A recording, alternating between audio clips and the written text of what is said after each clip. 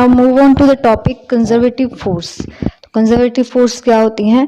A force is said to be conservative if the work done by the force in moving a body between any two point is independent of the path followed. यानी कि conservative force हम उस force को कहेंगे अगर हमें एक point से दूसरे पॉइंट तक किसी मटेरियल को ले जाना है तो उसके ऊपर जो हमारा वर्क लगेगा वो हमारे पाथ से इंडिपेंडेंट होगा, यानी कि हमारे पाथ पर डिपेंड नहीं करेगा। तो इसके कंजर्वेटिव फोर्सेस के एग्जांपल है कूलम्स इलेक्ट्रोस्टैटिक फोर्स और ग्रेविटेशनल फोर्स, क्योंकि इसके अंदर वर्क डन कभी भी पाथ के ऊपर डिपेंड नहीं करता। नाउ अब हम इसे समझ लेते हैं। Now let us consider a body of mass capital M placed at the origin of the coordinate axis. यहाँ पर ओरिजिन पर कोऑर्डिनेट एक्सिस के मास M हमारा कैपिटल पड़ा है और एक और मास है जो इसके कुछ डिस्टेंस के ऊपर पड़ा है, P पॉइंट के ऊपर स्मॉल m, और दोनों ही मासेस के बीच में ग्रेविटेशनल फोर्सेस है। लेकिन मास कैपिटल M क्योंकि बड़ा है इसलिए वो स्मॉल m को अपनी तरफ खींच लेगा, यानी कि अपनी तरफ ये इसकी मूवमेंट करवा सकता है। लेकिन अगर हम इस मास स्मॉल m को अगर डिस्प्लेस करवाएं, अगर मैं इसे A टू B लाना चाहूँ, A टू B इसे under the effect of gravitational force मैं इसे मूव करवाऊंगी तो मुझे क्या मिलेगा? तो मान लीजिए कि मैंने इसे डिस्प्लेस करवाया, तो स्मॉल डिस्टेंस मैंने इसे डिस्प्लेस करवाया वो है dr वेक्टर। तो मेरा जो वर्क डन आएगा वो dw आएगा, क्योंकि मैंने स्मॉल डिस्टेंस इससे कवर किया है ना। मास मैंने मास स्मॉल m को q डिस्टेंस तक मूव करवाया, यानी कि मैंने स्मॉल डिस्टेंस कवर किया है, तो इसके लिए मुझे वर्क भी स्मॉल ही करना पड़ेगा।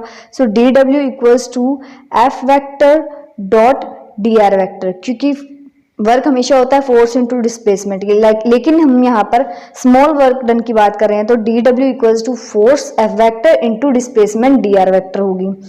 अब ये तो था स्मॉल वर्क के लिए, स्मॉल वर्क डन के लिए।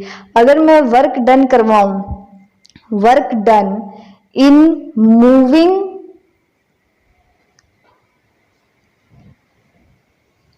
अगर मैं वर्क डन करवाऊं in moving the mass small m from point A to B,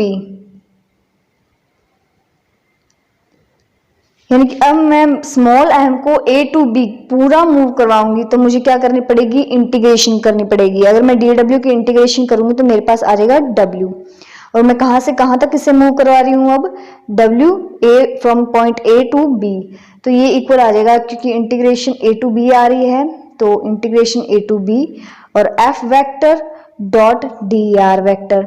late this equation 1, इसे हम इक्वेशन नंबर 1 मान लेते हैं। अब नेक्स्ट है, अगर अब मैं यहाँ पर इसकी वैल्यूज पुट कर दूंगी dr वेक्टर की जगह पर, तो यहाँ पर ये क्योंकि यहाँ इस पाथ पर डिपेंड कर, क्योंकि ये डिस्टेंस पर डिपेंड करता है, तो इसका डिस्टेंस है a पॉइंट का और इसका डिस्टेंस है rb। तो अब हम यहाँ पर r की वैल्यू पुट कर देंगे।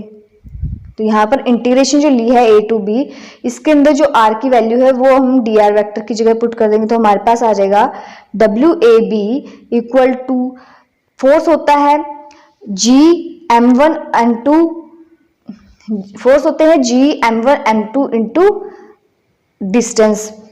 तो G है हमारे पास gravitational force capital M, m1 की जगह पर हमारा कैपिटल M आ जाएगा और m2 की जगह पर हमारा स्मॉल m आ जाएगा, और यहाँ पर हम लिमिट्स पुट कर देंगे 1/RA माइनस 1/RB, और इसे हम इक्वेशन नंबर 2 मान लेंगे। ये हमारी काम आएगी आगे।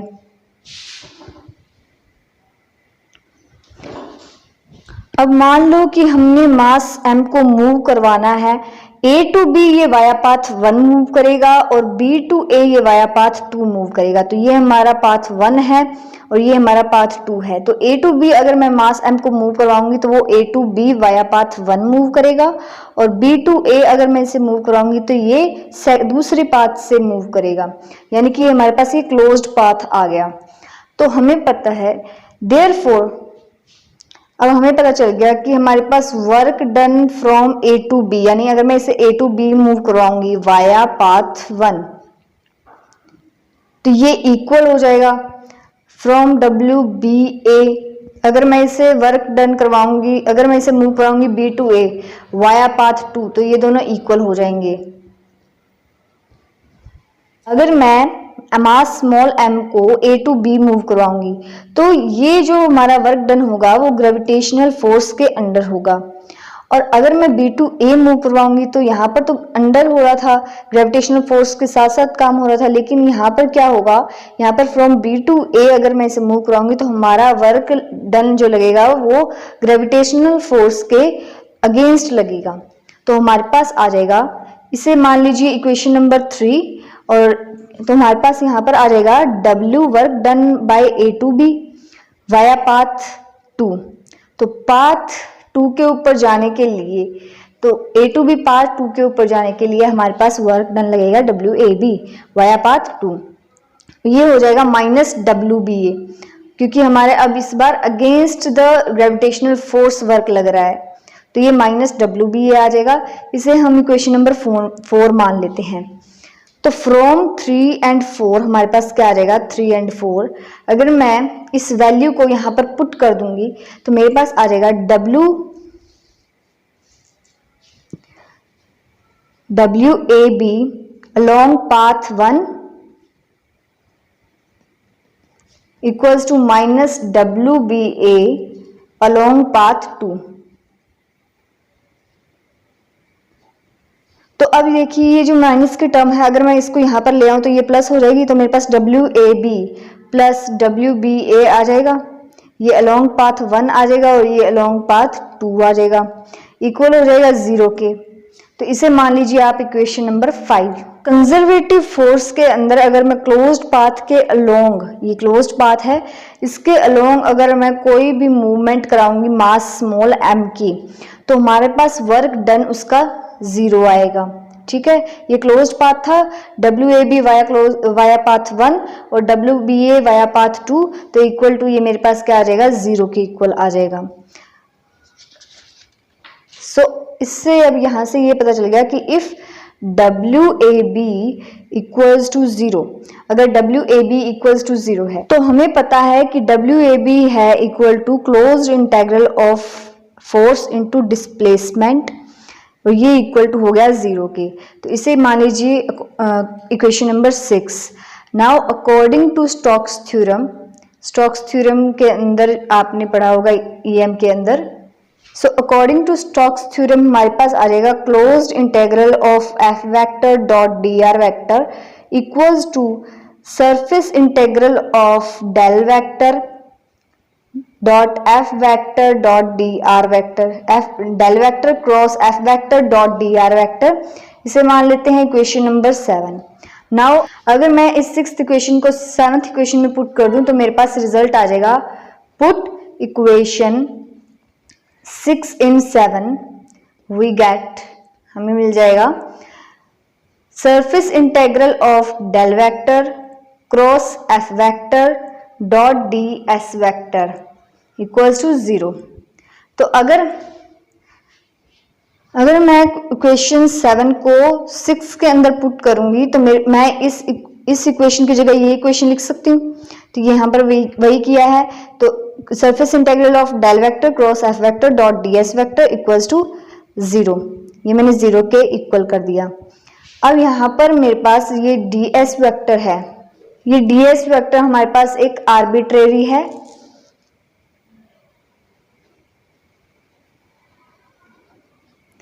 तो हमारे पास यहाँ से क्या आ जाएगा, अगर ds वेक्टर को मैं इधर डिवाइड कर दूंगी तो मेरे पास आ जाएगा del vector dot cross F vector equals to 0।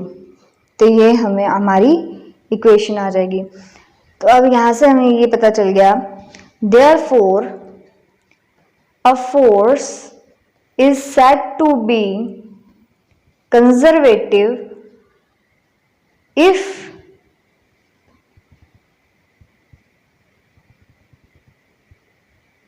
its curl is 0, यानी कि force is said to be conservative if its curl is 0। अगर किसी फोर्स का कर्ल 0 है तो वो फोर्स हमारी कंजर्वेटिव फोर्स होगी। A conservative force can also be expressed as the negative gradient of a scalar function. और यहाँ पर फंक्शन क्या है, ये पोटेंशियल का फंक्शन है. दैट इज हमें प्रूव करना है f equals to minus gradient of scalar function है u यानी पोटेंशियल का. तो प्रूफ करने अब हम प्रूफ करते हैं. तो हमारे पास पोटेंशियल एनर्जी इक्वल हो गई integration of infinity to r minus में f vector dot dr vector force into displacement. Let this equation be 1. इसे हम इक्वेशन नंबर 1 मान लेते हैं. अब यहाँ पर क्या है, हमारे पास f वेक्टर इक्वल है एफ एक्स आई कैप के plus F Y J cap plus F Z K cap के, और डी आर वेक्टर इक्वल है D X I cap plus D Y J cap plus D Z K cap के equal है. अब मैं इन दोनों values को यहाँ पर पुट कर दूंगी, इस फर्स्ट इक्वेशन में पुट कर दूंगी, तो मेरे पास आ जाएगा u equals to integration infinity to r minus में यहाँ पर पुट कर दूंगी F X I cap plus F Y J cap plus F Z K cap आ जाएगा. डॉट में D X I cap plus D Y J cap plus D Z K cap आ जाएगा. अब यहाँ पर अगर हमें पता है कि I cap dot J cap equal to होता है 0, आई cap dot K cap equal to होता है 0, जे cap dot K cap equal to होता है 0, और हमें यह भी पता है कि I cap dot I cap होता है 1, जे कैप डॉट जे कैप होता है 1, के कैप डॉट के कैप होता है 1. अब यहाँ पर देखो आई कैप डॉट जे कैप अगर मैं करूंगी तो ये टर्म तो 0 हो जाएगी, और आई कैप डॉट के कैप अगर मैं करूंगी तो ये टर्म भी 0 हो जाएगी, और अगर मैं जे कैप डॉट के कैप करूंगी तो ये टर्म भी मेरी 0 हो जाएगी. तो मतलब कि ये बाकी सारी टर्म मेरी 0 हो जाएगी. अगर मैं आई कैप डॉट आई कैप करूंगी तो मेरा पास 1 आएगा, और ये वाली टर्म का मेरा कुछ आंसर आएगा. अगर मैं जे कैप डॉट जे कैप करूंगी तो इस टर्म का भी कुछ आंसर आएगा, और के कैप डॉट के कैप करूंगी तो इस टर्म का भी कुछ आंसर आएगा. तो यहाँ पर आपको क्या करना है, आपको आई कैप का डॉट प्रोडक्ट आई कैप से करना है, जे कैप का डॉट प्रोडक्ट जे कैप से करना है, और के कैप का डॉट प्रोडक्ट के कैप से करना है. तो यहाँ पर हम वही करेंगे ताकि हमारा टाइम ज्यादा ना वेस्ट हो. हमारे पास आ जाएगा integration infinity to r minus में F X D X plus I cap dot I cap 1 हो जाएगा, F Y D Y J cap dot J cap 1 हो जाएगा, plus F Z D Z K cap dot K cap हमारा 1 हो जाएगा. अब हम इसे डिफरेंशिएट कर देते हैं बोथ साइड. सो डिफरेंशिएट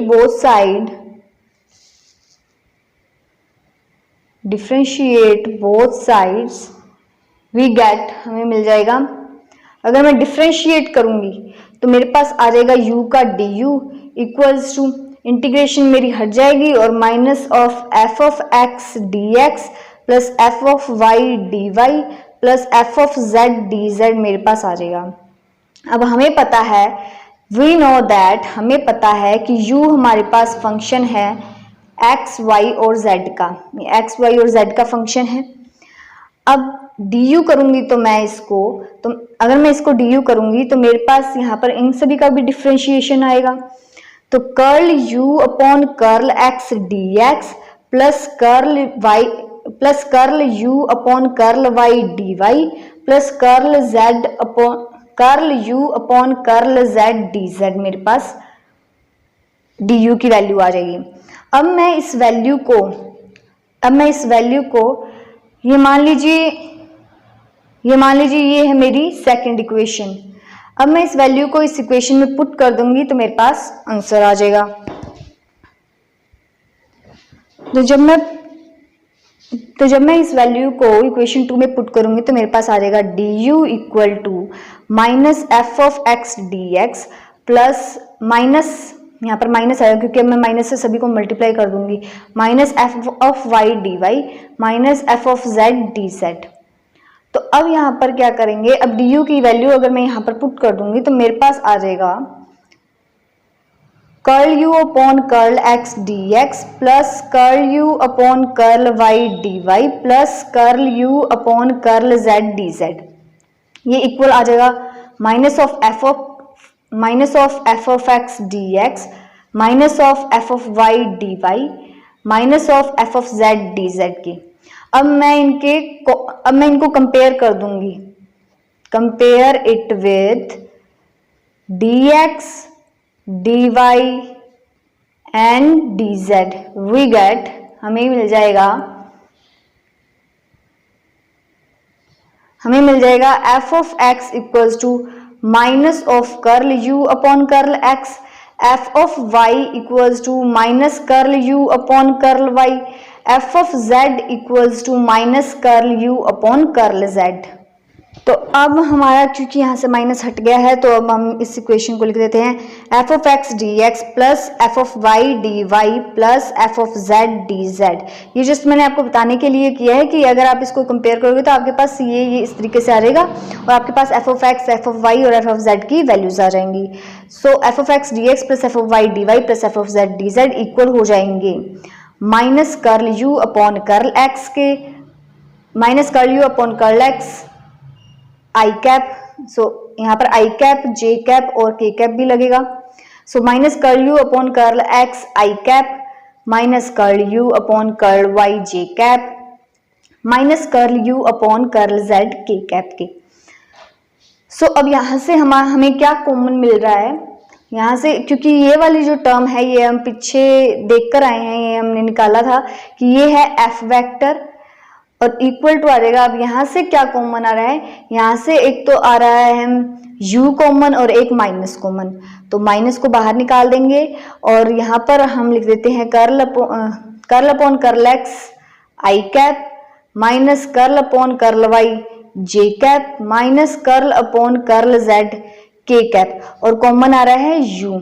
तो अब देखिए ये हमारा किसका फॉर्मूला है, ये हमारा ग्रेडियंट का फॉर्मूला है, कर्ल का फॉर्मूला है। So F vector equals to हमारा आ जाएगा, तो हमारे पास एफ वेक्टर इक्वल आ जाएगा minus of del vector dot U. तो यही हमें प्रूव करना था और ये हमारा प्रूफ हो गया, minus of gradient of the scalar function that is potential.